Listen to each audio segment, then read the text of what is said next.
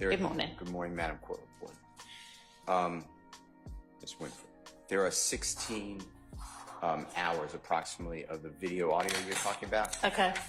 And yes, we were going through to dissect objections, but I, and among others, really had an overall objection because the witness testimony, which is before the afternoon of June 12th of 2024, he agreed that he said these prior statements. So over objection, and the way I understand the law, the state shouldn't have been able to put in at all. So I understand what you're doing.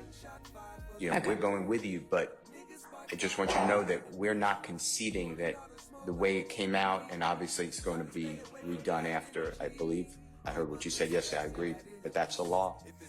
I don't believe that it should come in at all. So before you tell us later, why'd you make me do that? No, I understand, and I think that Mr. Shard had actually put that particular objection in writing in one of your filings anyway, essentially that to the extent that Mr. Copeland said, yes, I said every one of those things to police officers, but every one of them was a lie. That is an admission that he made the statements. And the defense position, as I understand it, is as long as he acknowledges the statement, then nothing else is a prior inconsistent statement. And I'll hear from the state with regard to that, but... I have one thing. Just another layer of that. Oh, I'm sorry. Go ahead. Just another layer of that is that the issue, the subject matter of these statements is largely the alleged co-conspirator statements, that our stance is that those were not in furtherance of conspiracy either. So there's like two layers of analysis. Okay, thank you. I'm sorry for interrupting. You asked, I let you. But anyway, with regard to, you know, does that make something said that is inconsistent in a prior inconsistent statement? And the state can provide me the law on that. But I think there are times when either an I don't remember or an I don't know or a well, that was a lie can still form the basis of making something a prior inconsistent statement. So, but And Your Honor, I'm going to let Ms. Hilton speak specifically as to the law on factually what Mr. Copeland did say. What he said was, I don't remember anything that I told the police. I keep telling you I don't remember anything. But if they say I said it, then I said it. Yeah, I think what they're talking about is he also at certain points said, yeah, I absolutely said that, and it was a flat out lie, and I'm paraphrasing, but that is what they're talking about, correct? If that's what they're talking about. Is that what y'all are talking about, Mr. Sharp, Mr. Steele? Yeah, so that's what I would like for y'all to address. Your Honor, we believe based on two positions, OCGA 24-6-621, which be impeachment by contradiction, as well as a prior inconsistent statement, in both that statement, I said all that I said, but it was a lie, or I was trying to finesse my way out of being locked up, would lay the grounds of still allowing the prior inconsistent statement to come in. Okay, and the 24-6-621's the by contradiction, and 24-6-613 is essentially prior statements, right? Yes, Your Honor. So what I'd like is some case law that represents the proposition that you are asserting, okay? Yes, Your Honor. All right. And I don't want it just simply quoted out of a horn book. I would like the actual case law. You're right. If you can give us a moment, just because we need to. I mean, y'all, when I told you a week and a half ago that I wanted to be going through Mr. Copeland's evidence, y'all had 10 days or more to get ready for this. So I don't know what y'all thought we were going to be doing, but yes, I'd like to hear it. So if you need a minute to get me the law, go ahead. Matters of that ex parte, and I can consider the June 7th ex parte as well, because I suspect y'all asked me to do that. And if I determine that that is such, that there was coercion that is unconstitutional or structural error, then I will grant a mistrial. If not, then the case will move forward and we can consider again all of the evidentiary rulings with regard to the videos and audios that might be used with Mr. Copeland, because that's the witness that we are on the stand with right now.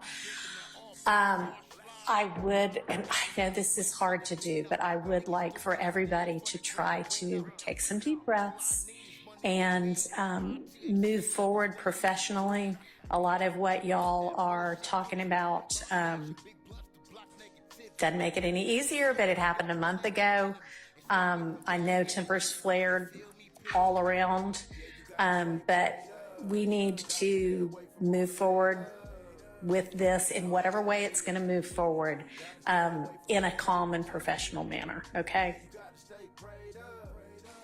So then with regard to what we need to do evidentially, I guess I will need to hear from the state as to what y'all think it's very likely for you to be using while you're examining Mr. Copeland, and then I will entertain evidentiary objections, responses, and we'll consider what's coming in. Thank you, Your Honor, and we're getting that ready as we speak to present to the court. And I'd also like to thank Your Honor for the reminder regarding professionalism. I was going to ask that the court require that we all adhere to that.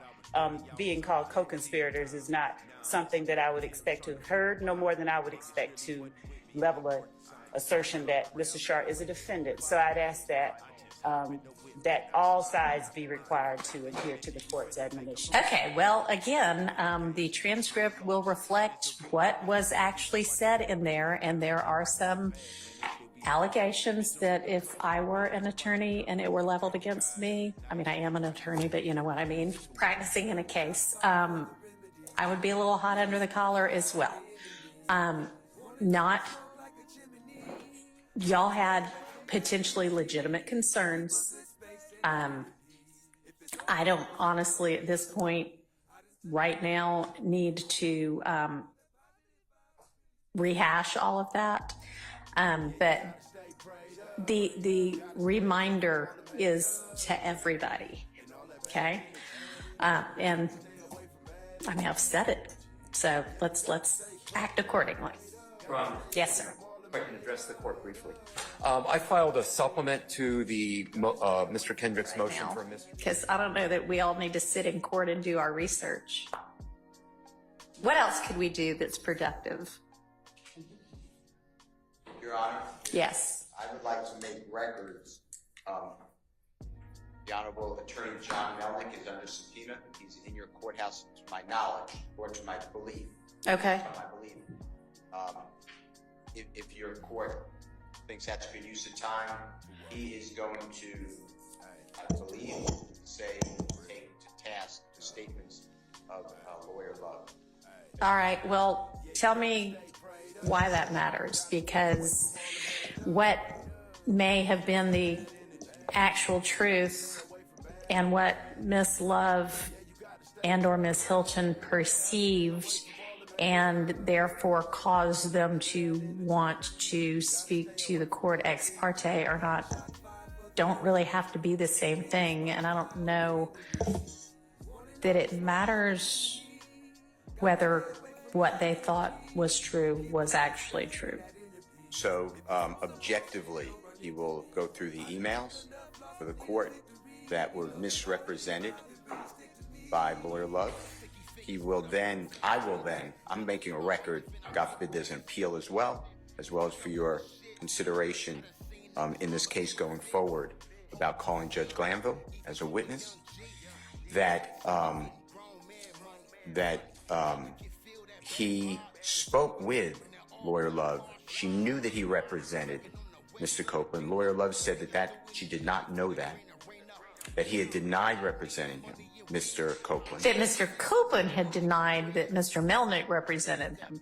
No, Lawyer Love stated that John Melnick had previously denied representing Mr. Copeland to Judge Glanville. And that goes to the heart of why is there a ex parte meeting in the first place, because I don't know why there was, but Judge Krause I've objected to it. And I know you said maybe not, it's dicta, and I agree that it did not go to the holding or the ruling, and she didn't make long statements of fact or findings of fact. So I appreciate you saying, I don't know if these are findings of fact, but maybe just surplusage. But if that meeting is the way Judge Krause found, and there is a Honorable Superior Court judge who made that ruling that's cemented in our case, that, I forget the line, but something like it was, maybe it should have been done in open court, but the substance may have been proper, something to that effect. If it was done in open court, I would have been able to be there to question Mr. Copeland. I would have been able to be, because the Judge Glanville said, do you want to be, you have questions for your lawyer, the state, or me? If I was there, I assumed he would have said, or Mr. Steele. And then people were asking him questions. They were discussing his testimony. Those are things that we had a material right to be present for. So the point I'm trying to make. Okay, well, I'm going to make a substantive ruling with regard to that, and I don't know how Mr. Melnick is going to add to that. I mean, it is clear to me from reading that June 7th transcript that the questions they had about whether Mr. Melnick represented Mr. Copeland were not, is he literally counsel for Mr. Copeland right now? I mean, they knew he was that because Ms. Hilton said when Mr. Copeland asked to talk to Ms. Hilton outside of the courtroom, and they were about to talk, Mr. Melnick either was there or appeared, and Ms. Hilton said, oh, you seem to want to talk to him, so I will let y'all talk privately, which if she didn't think Mr. Melnick were representing Mr. Copeland, wouldn't have done. I mean, there would have been no reason for her to do that. I think that it is clear in context that what they meant by we've got questions about whether he's representing Mr. Copeland is, and they said it, we have questions about whether he is representing Mr. Copeland's best interests, which as a lawyer, you are always supposed to do for your client. So I don't think they meant literally, has he entered an appearance for Mr. Copeland, or has he represented to us and to the outside world that he is counsel for Mr. Copeland? It was, is he really acting in the best interest of Mr. Copeland? That's what they said they wanted to research and then meet with, or potentially meet with Judge Glanville about. On the 10th, Lawyer Love said John Melnick, the Honorable John Melnick, stated that he was not representing Mr. Copeland.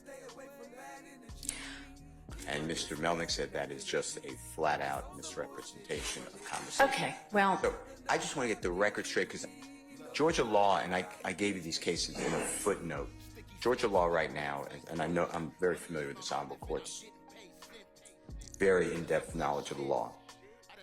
So right now, if the court finds, this court finds, or an appellate court, that Mr. Williams et al. Had a right to be present, that's at a critical stage of proceeding. It's over. The case, no one looks at prejudice. But the two cases that came out in April,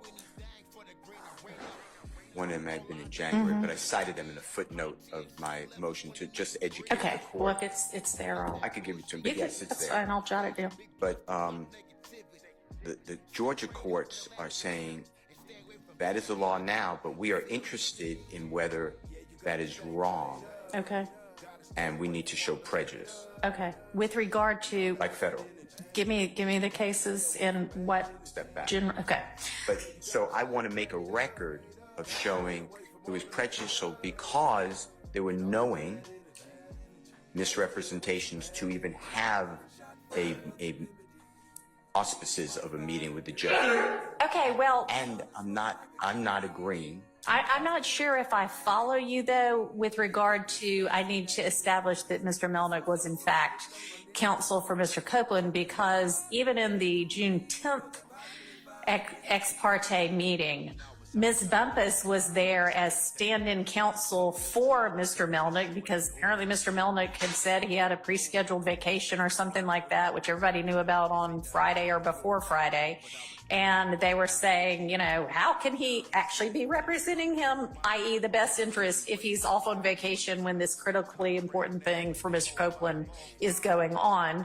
But here's his standing counsel, Ms. Bumpus. So they understood that technically, at least, Mr. Melnick was representing Mr. Copeland. So, I mean, that's I can take judicial notice of that to the extent I need to. I'm inarticulate then, because Mr. Melnick, I believe, is going to have testimony before your court for you to judge credibility. Okay. That what was said out of the mouth of the two prosecutors, Hilton, Love, are not true.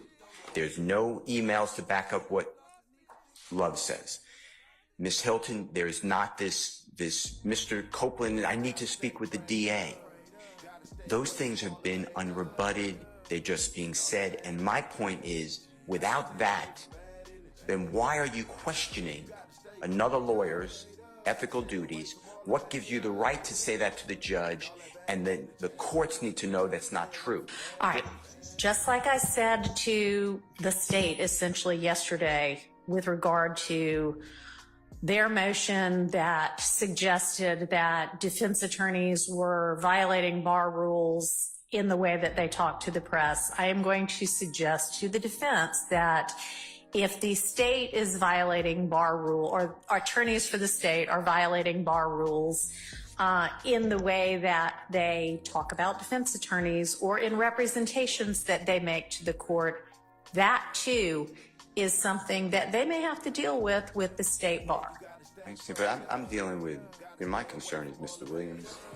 So I'd like you to make findings, because I think that they go to the heart of, you're entitled to ethical prosecutors. We demand that. Ethical lawyers, ethical prosecutors, and a fair tribunal. That's constitutional as a fair tribunal. That did not happen here in my advocacy, in my viewpoint, the way I understand what happened. I wasn't there. So I can't talk about, I wasn't in the outside the courtroom when this supposed Mr. Copeland wants to talk with Ms. Hilton. I don't know. All I know is what, we do. We come in after the fact and investigate. Mm-hmm. But I'd like to spread that on a minute. So I raised that. I don't know, Mr. Melnick's day-to-day or... I don't know that... But I'd like to call him. I understand, and I don't know that that is ultimately relevant to the determinations I have to make, because again, whether what the prosecutors represented to Judge Glanville was true or not, maybe an issue for another type of tribunal. But in terms of whether it was then appropriate for Judge Glanville to okay the June 10th meeting to further flesh that out is what I need to figure out, right? So it doesn't really matter whether what they said was true for that purpose. It is, they told Judge Glanville what they told Judge Glanville.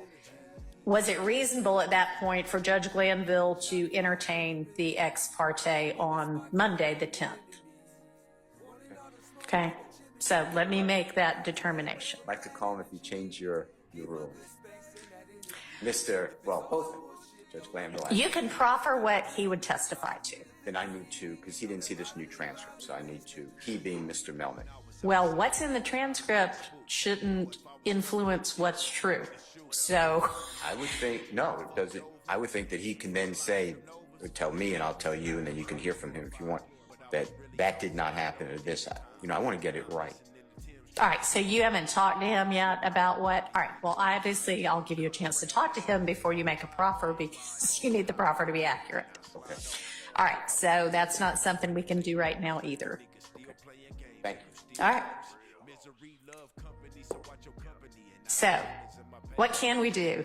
And if there's nothing, then I'll just go back in chambers and I'll read all my cases that y'all gave me yesterday and I'll make some rulings so I can still be productive and y'all can be productive out here. You want to break for an hour and a half? Okay. Well, And I don't think, honestly, I don't think that that reference was to anybody who is a member of the bar. I think that there have been times in this case where members of the public are in the courtroom, which they are, of course, entitled to be, but communicating in ways that are not appropriate. well, you know, the problem, Your Honor, is that since this was an ex parte meeting that should probably have never taken place, you were not there, I was not there, my fellow outside agitators weren't there, we don't have a video of it, so I have no idea specifically if that was not referred to us.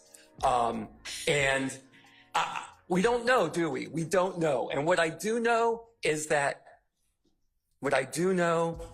I have been arguing with people for 18 months that Chief Judge Glanville was doing his best, that he was trying to rule to the best of his ability based on the evidence and the law before him, and now I have been made to look like an idiot. So I do not believe that this trial should continue, Your Honor. I understand. Thank you. I'll take your supplement under consideration. Like I say, I haven't, obviously you just filed it and I haven't had a chance to look at it yet, but I will consider that in the overall context of the motion I was already considering. And, you know, I don't know that everybody's not going to want to come up here and do their 5 minutes of how outraged they are. If y'all feel like you need to get it off your chest, come on. Now's the time. I got one more thing to say to you. And then I'll sit down. Okay. And I don't believe that this is performative outrage, Your Honor. I mean, I don't either. Okay. I don't either. I already said I understand. In July of 2023, after months of me complaining about late discovery from the state, which should have been produced in December of 2022, when another terabyte or so tranche of discovery was produced to us, I begged Chief Judge Glanville to put a hard deadline on the discovery being produced from the state. He refused to do so. And you know what Judge Glanville's response to me was when I will tell you. I will tell you what his response was. If this was a civil trial, I would keep this out. But since this is a criminal trial, it's coming in.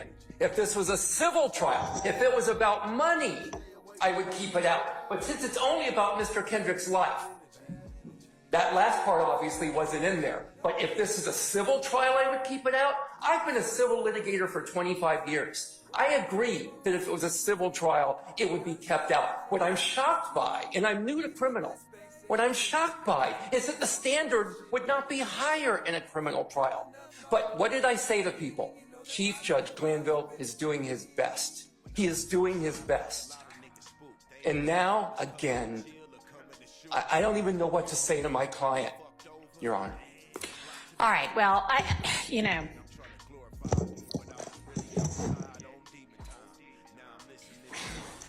What do I say? I don't know. Obviously, I don't know what to say right now either. But I think that, while again, I understand frustration, you know, let's be careful about disparaging a respected judge. I do think that he has, and I haven't looked at every transcript yet because they haven't all been produced yet, but I don't think you're wrong that he has been trying his best and doing his best.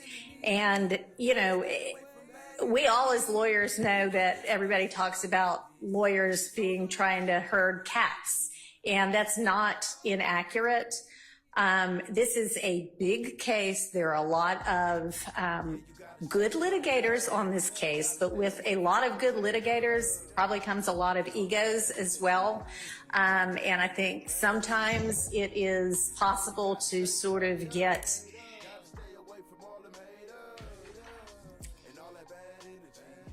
so enamored of your position and of winning a point that you are focused more on that than on backing down and taking a breath and being